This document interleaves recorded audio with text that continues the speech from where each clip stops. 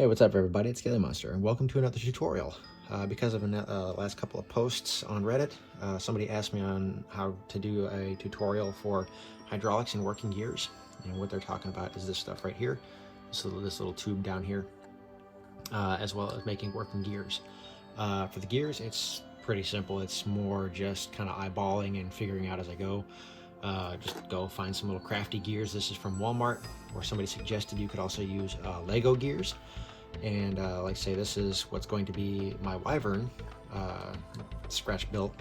And when I made these little posts right here, all I did was take this gear, and this gear right here is fixed, it doesn't move at all, and I drilled a hole in here, 1/16 inch I think, and then I took some sprues and a second gear, and I just kind of played around with the positioning, drilled another hole through this second gear, and made it so that way the teeth mesh.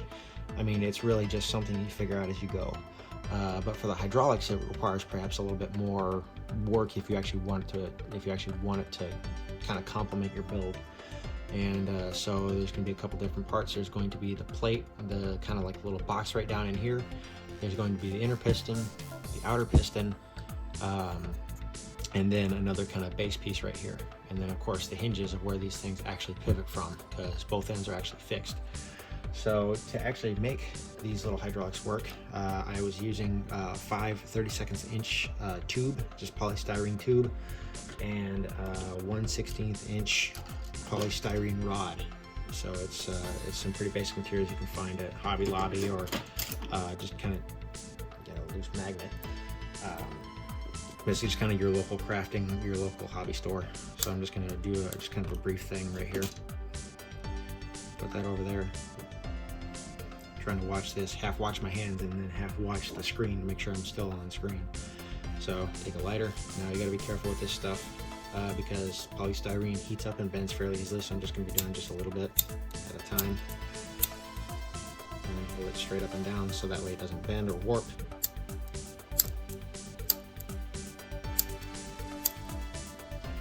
There we go. I'm blowing that. And then all this is just some just shrink tubing. I can't remember what size it is, but if you go to your local hardware store, they'll probably have kits with multiple different sizes, so you just go with that. And then that is actually the perfect diameter for the 5 32 inch tubing. So it just literally slides in and out nice and easily. You don't really want this to actually provide any sort of structure. It's just going to kind of free float in there and look like they're actually connected.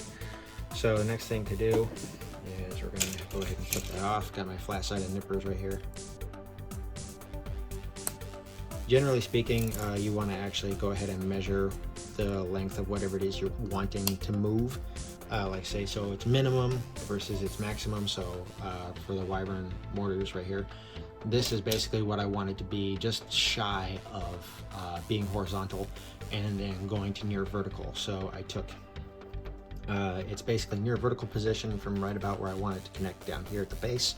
And then I just basically kind of eyeballed it and measured it. That right there is approximately, looks like about 38 millimeters.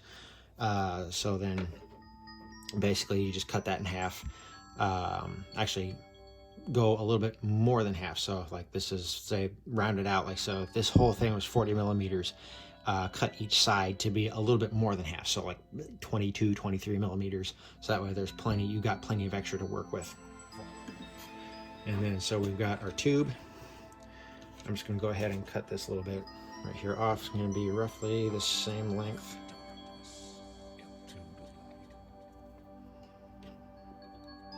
We're going to cut that.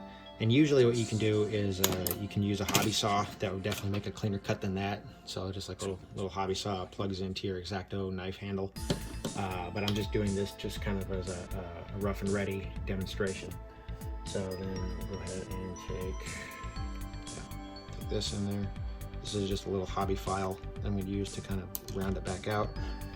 A pair of pliers. There we go. So that should be good enough for now anyway. And then go ahead and put that back in there. Spin it around. Just make sure it's all nice and round enough to where that'll go in and out. So it should be good. Go ahead and double check.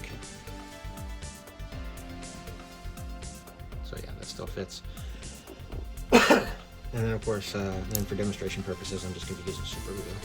Usually I'd use model cement because that actually bonds the actual plastic itself. If you don't know, super glue literally will just kind of clamp to each surface and kind of holds onto itself while holding onto each material, where things like hobby cement will actually physically melt and basically chemically weld the two plastics together. So you kind of got like super glue literally just grabs on and holds onto it until you manage to pry it off, which is why these models like to pop apart if you use super glue, whereas some modeling cement will actually bond them together, basically literally melt them together, essentially making one solid structure. So we'll go ahead and cut this off. This will be hinge number 1. This will be for hinge number 2. See if this even works with super glue. So we're all about ready to find out. What you can do for this stuff is you can either put it down with, like, say, some 3/4 millimeter or 0.75 millimeter polystyrene sheet or plastic card, and then just cut around and sand it and do it all nice and pretty. But I'm just doing this rough and ready once again. Or you can like fill it. Ooh, well, that's a malfunction. That's a problem. Okay, I got another one. I'll be right back. Okay, I'm back. Let's try this again.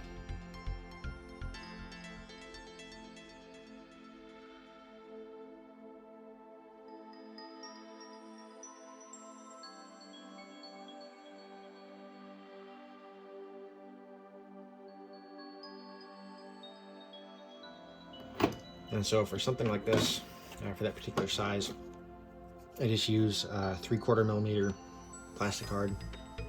Cuts really easily with just kind of general purpose scissors. If you go out and get shears, that would actually probably be even better. But all I'm going to do is take a 1/16 inch drill bit, which I had around here somewhere. There we go. Oh, there it is. I was blind. I swear, I'm more organized than this, not really.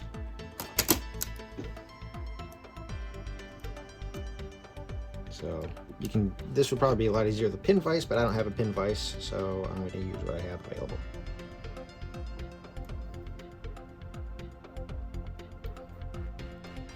Go ahead and drill through that. So I'm going a nice clean hole. I'm going to take my nippers. Actually, I'm going to trim this a little bit closer first with the scissors.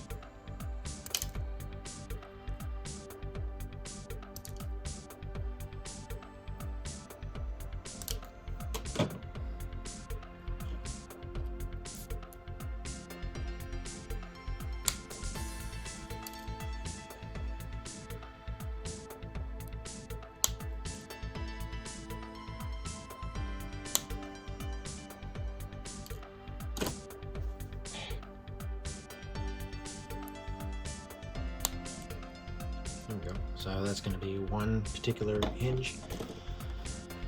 And then I'm just going to go ahead and drill out 3 more holes from this piece of plastic card.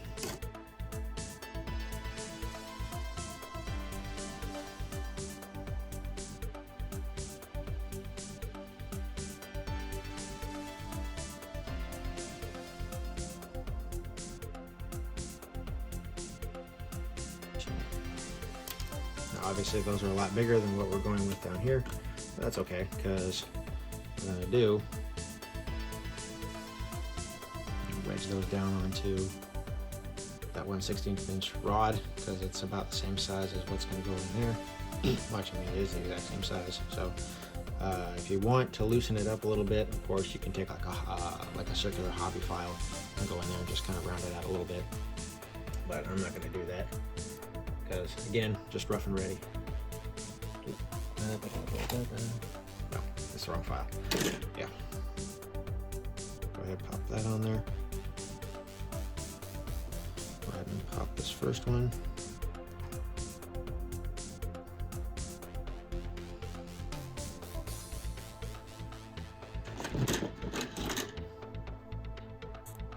take the flat side of the hobby nippers, line it up with the corner.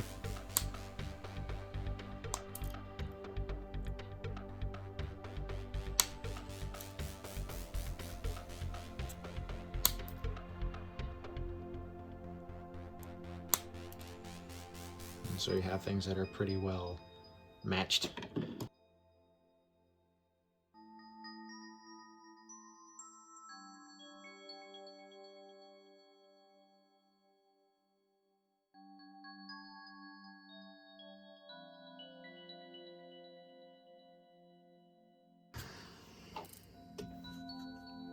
Okay, so you got your little hinges, and of course I glued the file and the bottom hinge together. And tap that stuff just to get it and get rid of the excess.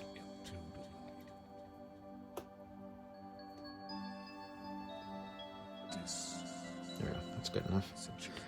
And this is literally it. Go ahead and wedge that on there. Okay, so basically, pretend that didn't happen. Pretend these two are still stuck together. Actually, I'm just gonna go ahead and pop these together.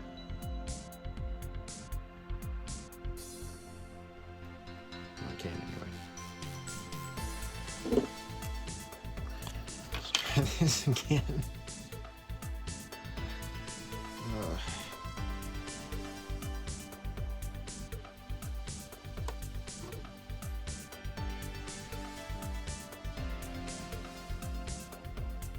Is it actually going to stick? Okay, good enough for demonstration purposes. Go ahead and put these on here. This will probably do something similar. Just pop right off. Or not.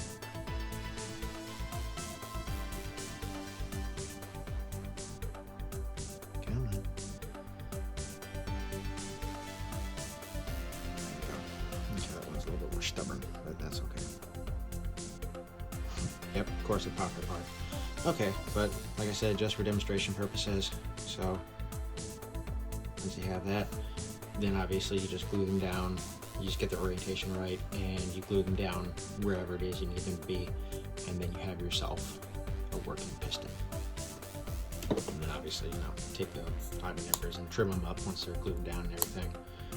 And of course, you got some stuff in here where I did the exact same thing. These obviously aren't going to move anymore because this thing is essentially glued in place, except the top still moves. And then for stuff that does move,